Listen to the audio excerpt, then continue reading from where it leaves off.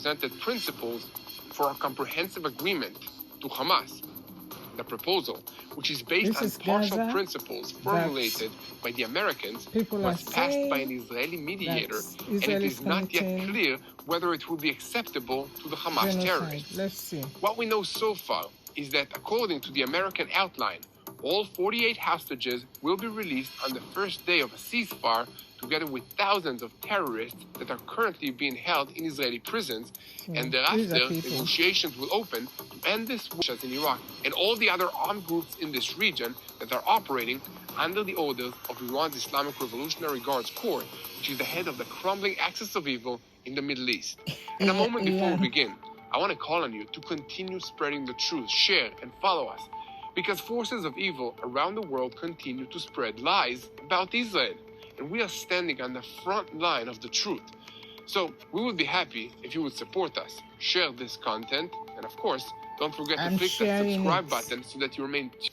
Sirens were heard in the Gaza envelope communities in Israel as one missile was intercepted by the air defensive systems and another seeing the pressure on Gaza City, as Division 99 completed over the weekend for the 7th time the capture and the clearing of the Zaytun neighborhood by creating a ring around the south of that area.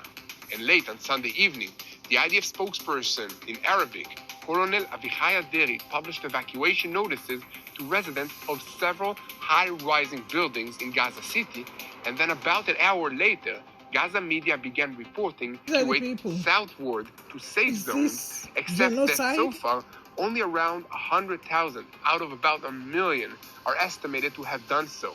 In Mawasi, this is only a deliberate deception. This is according to Hamas.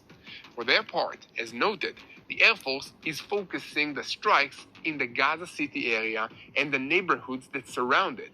The cabinet meeting that the IDF is already deepening the maneuver inside Gaza City as well, adding that we are eliminating terror infrastructures. However, that at the same time, Hamas is making every effort to prevent Gazans from leaving the city sane and wants them to stay there so that they will serve as human shields for the terrorists.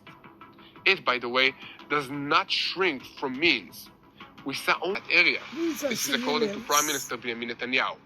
And while all of this is going on, the effort to provide humanitarian supplies to the civilian population of Gaza is also continuing.